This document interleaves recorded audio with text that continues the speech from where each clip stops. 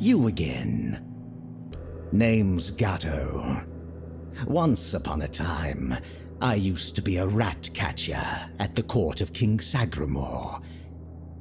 Later, fate led me to catching rats here, outside the cold walls of Sagremor's castle.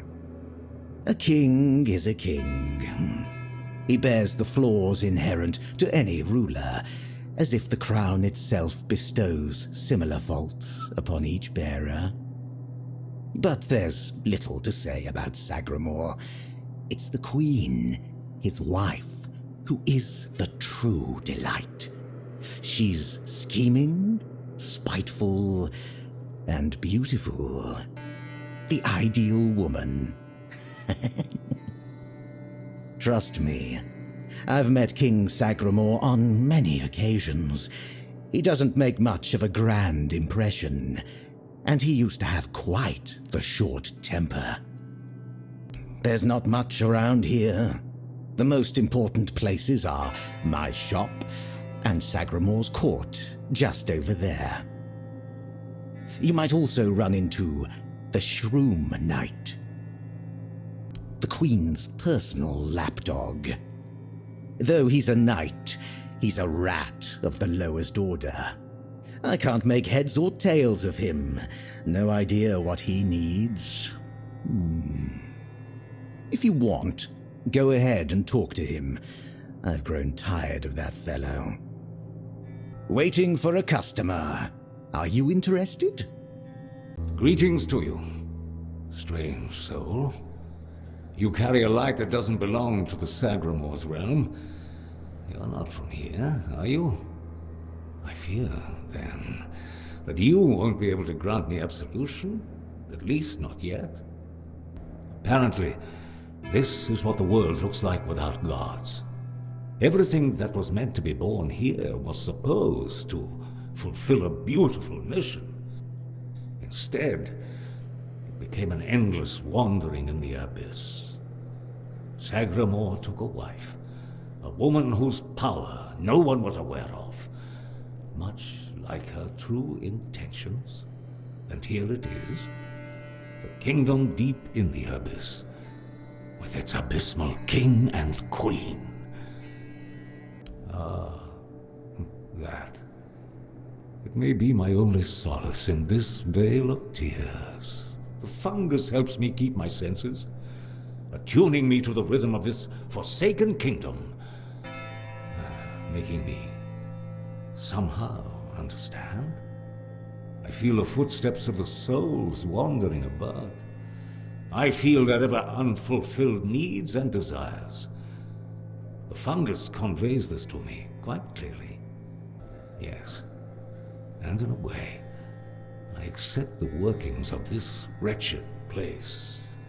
I feel as though I am a part of it. It gives me some sense of belonging. And perhaps there is another future for this realm. Perhaps if we are all connected here, forming one single organism, it might lighten our burden? Who knows? Only a pure soul can bear the sins of another.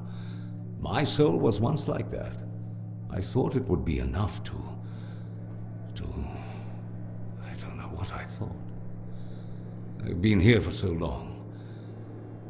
I don't know. I sought meaning in the All-Mother, pondered the truths of the Red Priests. I searched for a merciful God, but all was silent. Then I came here, for Sagremor, soon to be king, was about to ascend to the pantheon of demigods, and beside him stood the Queen, as radiant as dawn, gentle as the light of spring. I swore to serve them until the end of time, yet she desired a true kingdom, regardless of the means. Next, there was the descent into the depths where we now find ourselves. This came to pass at the Queen's behest. How twisted and corrupted must one's soul be to desire something so dreadful, to rule alone over the world of shadows. I was stupid. Scroll. Indeed, I recall seeing druidic sages arriving at the court long ago. I also witnessed powerful acts of magic. Surely the court custodian might know more. But you must forgive me. I cannot provide you with a more specific answer. May goodness and light guide you. Not just anyone's. I took upon myself the sins of my queen. I had no choice. I swore an oath of loyalty. But if I had known the weight of the queen's misdeeds, sometimes I wonder if this is my punishment. A punishment for consorting with someone so corrupt. Ah, a new guest in our court. Welcome, stranger, to the humble halls of King Sagremor's castle. Are you here to seek an audience with the king and queen? Many are eager to see them, though most are the old regulars. I'm sure their highnesses will be pleased to see a new face. We haven't had many guests of late. Oh, no need to trouble yourself with me, my lady. I am but a simple custodian, a lowly servant of our gracious majesties. Though, if I had performed my duties better, perhaps there wouldn't be so much constant dying. Oh, it's no big deal. We live here in perpetual suspension. Time can't touch us, and it's all thanks to the Queen and her sisters, who decided that would be best for everyone. Well, as long as you don't sin against their majesties, then you might share my fate, or that of Sir Stígandr, who you may have encountered on your way to the castle. Loyalty, of course. Sir Stígandr swore to our queen that he would remain faithfully by her side, and that he would take every sin of hers upon his shoulders. That was a very unfortunate pledge, as it later turned out. Now our brave and loyal Sir Stígandr is atoning for sins that aren't his, but breaking his vows would be a sin in itself, requiring even more atonement. It's a no-win situation. But such is our fate. Well, I wanted to feel the softness of the royal bed. Yeah, no, don't look at me like that. It's not what you think. The Queen's honor is intact, at least where I'm concerned. But I happened to be in the chamber when King Sagremor appeared. He wasn't alone, and his companion wasn't the Queen. It was one of the harpist sisters. But shush. The king didn't notice me, but the Queen caught on to my unease. She tried to force me to confess what I had seen. I think she suspected it involved one of the king's indiscretions. In the end, I was the one who paid for his sin. Oh well, it's the lot of servants to bear the burden of their lord's transgressions. Oh, I'm sure they will. But you might have to wait a bit. The king's schedule is completely full for the foreseeable future. And, before you ask, no, there's no way to speed it up. King Sagremor is very particular about treating all his subjects equally. Unless you're aiming to become the court jester, there's not much I can do to help. Though, now that I think about it, perhaps if the Queen's sisters put in a good word for you, you might just get to the front of the line. Oh, that would be Miss Clare and the Midwife. Should I elaborate about the royal family in any particular order? She's the youngest of the sisters. She used to be so sweet and innocent. But now, well, I shouldn't gossip. I'm already trying to make up for that. Just know that Miss Clare isn't a bad person. She became envious of the Queen's love for the king and ended up chasing after boors who never really returned her feelings. I don't know much more than that. Talking to Miss Clare is rather, difficult. You'll see what I mean. She's a wonderful woman, completely dedicated to family. Her life's mission was to bring a child to the royal couple into this world. She loves all the royal children. Unfortunately, none of them are, suited to inherit our kingdom. You'll be fine, as long as you don't insult her family. I'm glad you asked, my lady. All you need to do is kill me, and the keys to the sisters' chambers will reveal themselves to you. Yes, exactly. It's no big deal. I've died thousands of times. That's just how it is for me. Ever since Sagremor's kingdom was established, I've been the keeper of the keys to all the chambers in the castle. And with magic, when a spell says, "guard at the cost of one's own life," well, it tends to take that phrase quite literally. If I died forever, I wouldn't be able to guard the keys anymore, right? So I come back to life every time someone needs a key from me. That's just how things work around here. Boss. No, not Boss. Boss in the letters. The letters to Boss, to beloved. These, all of them, I write. Letters to beloved Boss. I write only letters to Boss, to beloved. Yours, Claire. Sister has a tablet. Once she had it. Once, sister. In Sagremor's arms.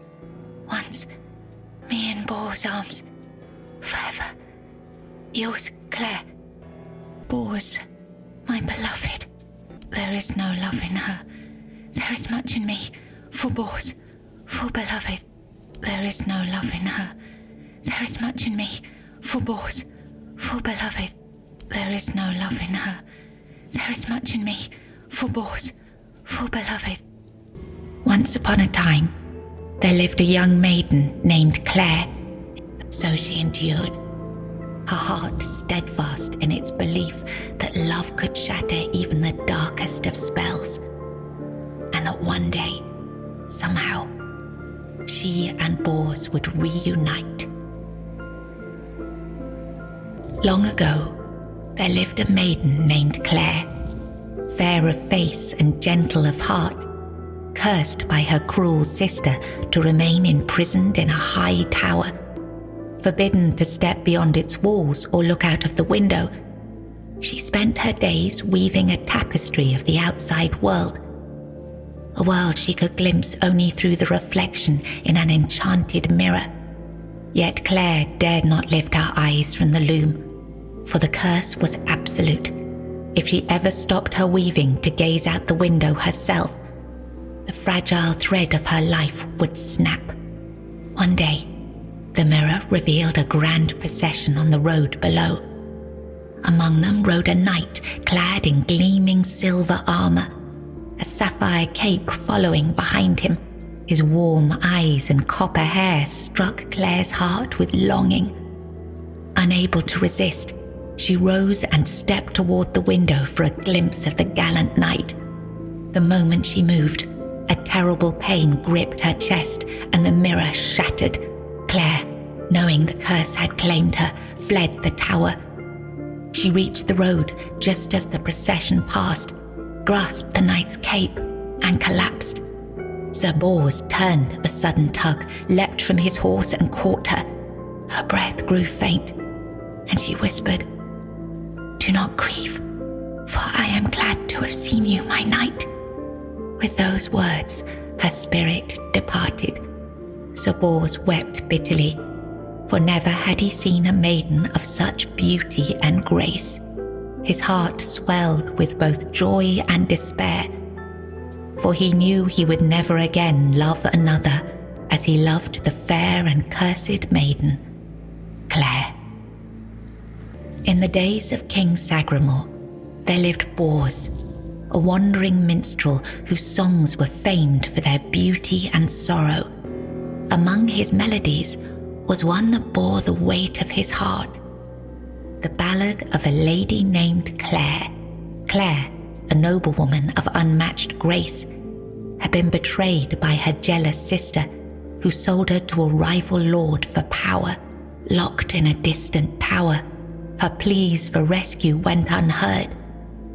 But Bors, who had once sung for her in her father's court and fallen deeply in love, learned of her plight and vowed to save her. He journeyed to the castle where she was held and sang beneath its mist-shrouded walls each night, hoping she might hear him. At last, a faint voice joined his song. Claire, her spirit unbroken despite her captivity, determined, Bors devised a daring plan. Each evening he sang in the castle hall, lulling the court into an enchanted trance. When the moment was right, he slipped away to free Claire. Together they fled through shadowed halls, hearts pounding with hope. But as they reached the forest edge, disaster struck. The alarm was raised, and the guards gave chase. Armed only with his lute, Bors faced the guards to protect Claire. In the struggle, he was struck down, his body falling beside his broken lute. Claire was dragged back to the castle, her heart forever bound to the minstrel who had died for her. It was the height of summer when young Bors first laid eyes on the maiden of his heart, working in the fields, his skin bronzed by the sun. He paused as the sound of hooves drew near. A lone maiden approached, her hair shimmering like spun gold, her cheeks rosy and her waist snugly drawn into a spring green corset. While the other peasants bowed their heads, Bors stared unabashedly.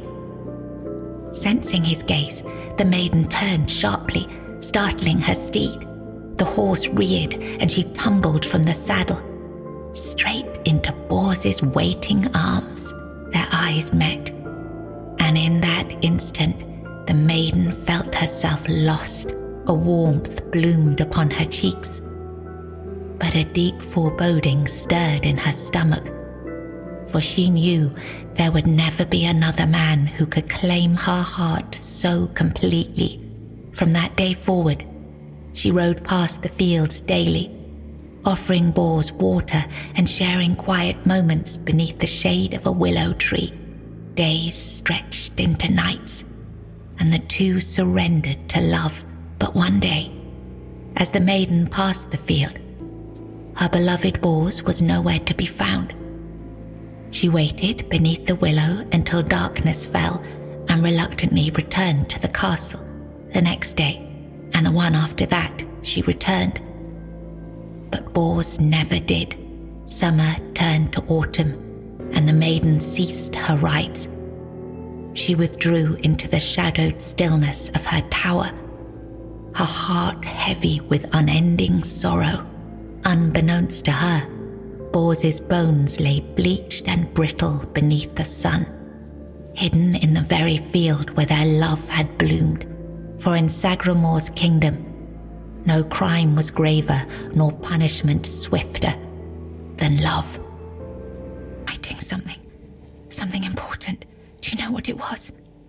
Here, you've read these notes on the stacks of paper. My handwriting. I must have written them, yes. Strange. No, I'm sorry. Yes, Bors, my former lover. I have fond memories of him. Really? Perhaps that was true once. I longed for my own Sagremor. I craved love, true love. A beloved, not a dog. My dearest Bors, I'm sorry. Enough. She sees all, hears all. Her arms are long. They're everywhere. Go now, go. Really? Perhaps that was true once. I longed for my own Sagremor. I craved love, true love. A beloved, not a dog. My dearest Bors, I'm sorry. Who goes there? Are you here to see the children? Oh, my sweet babies. I lost them. I lost them all before they even got here. They scattered, poor things, like dandelions in the wind. The Queen, she wants nothing to do with me. I failed her so terribly that she no longer wishes to see me. I've fallen so far from her good graces. But I will make it right. You'll see. I just need the children here, safe and sound. Maybe when she sees them, even as they are, she will love them just as much as I do. My little flowers, they're all gone. Met their grim fates within these castle walls. They die and die at the hands of those who should have loved them, or through their neglect. Poor little things. They deserved so much better. After all, they were barely more than blood on our sister's white sheets. No, I swear they are here. They are all here. Our little princes and princesses. They never were, and never will be. Yet they give me no rest. Last night, I dreamt of our brave Wieland pierced by 100 arrows.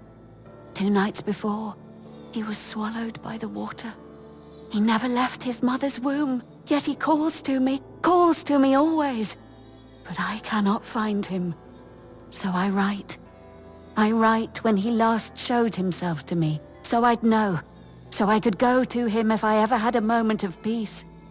They are here because I wished for them so desperately. I hoped my sister would be happy, but you cannot force something that was never meant to be. Yet I tried, and tried, and tried. Now they haunt my dreams and waking hours, while the Queen has forgotten she ever carried them under her heart. Really? You'd do that? And you won't hurt them, will you? Please, I cannot bear to hear their cries anymore. I need them close, so I can watch over them as I was meant to. If I could keep that one promise I made to my sister, perhaps then I could finally know peace. Let me think. Renaud, the Crown Prince, loved to stand on the balcony, gazing down at the gardens, watching the legacy that will never come to be. Little Noah, covered in blood. His mother would wash him again and again, scrubbing endlessly. It feels like he rarely leaves the bathtub. Oh, and Hugo, such a sweet child, sleeping soundly in his cot. Sleeping and sleeping, always and forever. He has his favorite lullaby. Why did you kill me? I didn't want to. I didn't want to be like that. Mum, she used to call me Little Fish sometimes, when she was in a good mood, but when she wasn't, she'd call me bastard, misfortune, or mistake. Once, during a bath, I cried that the water was too hot. So she pushed me fully underwater and held me there until I learned. After that, the water was always cold. Mama is the most important one. She controls everything. Everything rests on her shoulders. I can't disturb her. Father is the king, and usually just sits on the throne. Mama always said he was busy, but he just sits there. Then I was here, sitting in the water, and I never cried again. He's gone. Young Prince Renaud. Oh, by the gods, lost for good this time. The midwife will wring my neck with her bare hands. I can't. No, I won't go back to her like this. And the Queen, she'll do worse. Much worse. Have you ever seen her angry? Hopefully not. She has ways. Cruel ways. The lash is the kindest punishment among all of them. My favorite. Oh yes, of course. Straight into the void. He stood there for a long while, just staring into the well. And then he was gone. He just stepped in like it was the most natural thing in the world. You mad? Who would do it? Jump into that void? You're not being serious. Oh, surely you don't mean to. Oh, may the gods watch over you. Or, no, wait. Better they don't look upon someone heading into a place like that. They might feel disgusted. But I wish you luck. Remember, everything you do is being judged. Oh, gods. What am I going to do? Did the midwife send you? Or was it that coward who's supposed to be keeping me under their heel? The firstborn of the king and queen. A proper little princeling. Almost grown, though life has never tested me thanks to the comfort I was raised in. Which is why I'm full of whims. Why I think only of trivialities. Why I'm just a gilded youth, unable to appreciate what I have. I won't bother listing every one of my vices. Don't take it personally. You're not that special. Nobody is. I just wanted you to leave me alone, but as always, everything in this house proves hopelessly useless. Any form of service, flawed and feeble. They lack competence. Next time, I'll find a deeper despair and an emptier void to hide in. Mother won't be pleased with how miserably the court servants perform their duties. She never handled disobedience well. Well then, we can skip pedagogical lectures, as I know you'll force me to return at the end. And later, I'll try to run away again. Above? What above? There's nothing there either. Here, emptiness turns into more emptiness. Nothing begins, nothing ends. The same, over and over again. I'll tell you something. This place, all this darkness and silence, is no different from what awaits us in the gardens, the halls, or the chambers. Of all my mother's obsessions, control is her greatest. Everything must bend to her will. That's why I take so much pleasure in defying her. Poor father, letting her trample him like that. It seems a crown on a man's head weighs him down and dulls his mind. The charms of power. They say I take after him. Look closely, and you'll see all you need to know. How pitiful I must be then. Spare yourself the trouble. You don't have to drag me by the hand, I know the way back. The Queen's little lapdog. Phew. You found the young master. Joy, such great joy. I owe you a debt or two.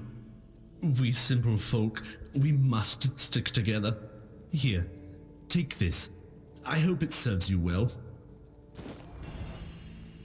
The knife must always be placed with the blade facing the plate, the fork with its tines up. Good that the young master is back where he belongs. They are here. All of them. My sweet little petals. I'm so sorry. I should have tried so hard to bring you into this world. But maybe now we can set you free. You will help us, won't you, stranger? Fate has made a mockery of us all. Our deepest desires have been laid bare, twisted into instruments of our torment. Take these poor little creatures. They have no place in this world, yet they are forced into it and out of it, again and again. But our sister wished for them, and here, her word is the only law. My sister's reign must end. It's brought us horror upon horror, all because of her fear and obsession. She thought she could forge fate with power, but she was wrong. Fate is inevitable, and the one she claimed was never hers to begin with. Yet we are the ones who suffer the most, brought into this world. They need proper care. Hello again, my lady. Are you ready for your audience with the king and queen? Ah, I see you're trying to coax a little gossip out of me. I appreciate the effort. You're the only one around here who can hold a normal conversation. Not many people know that the three sisters are Bandrui, female druids. Interesting, isn't it?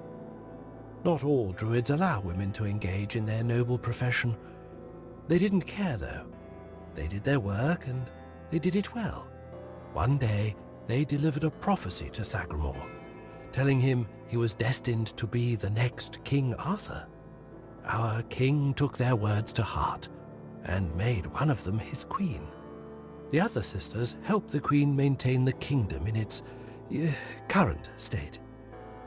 It's not for me to say whether it's right or not. I know my place and the role I've been given. Nobody knows. The king and queen haven't granted an audience to anyone in years. All these poor, lost souls will never get their turn. Only Stígandr and I are aware of the passage of time. The rest are stuck, frozen in the moment. But we're not allowed in the throne room, so we have no idea what's going on with the king and queen. If I were you, I'd be sure to mind your manners and follow every order, for your own safety. As you wish. Here is the most precious of all keys. It will open the doors leading to the throne room. Oh, and you might have an occasion to see the royal chapel. Please, don't forget us. Damned for all eternity. Bearer of change, you have been noticed. I was chosen to extend you an invitation to speak. But first, you must let me show you something beautiful. The mycelium. Do you agree? I am not the one who can give you that insight. You will learn everything during the conversation. I promise that nothing will be hidden from you. My role in all of this is insignificant. I am but a small part of a greater whole. Your arrival brings me joy. It means this place might have a better future. Welcome. A true natural order, balance, death and life. We have lived together since the dawn of time. Regardless of the decision you make, I will still be, in one form or another. Your arrival has sparked real change in this place. For the first time in centuries, I have no doubt this change will only deepen. But I want you to understand what you will bring about. The curse of this place will be lifted. However, with its disappearance, all the inhabitants of this place will die, against their will. There is, however, an alternative. You will go to my home, the place that is my core, and you will take a part of me. When the time is right, you will place me within the body of the unfulfilled King Sagremor. You will take control of this place through the bodies of the royal couple. This is the only way it can be done.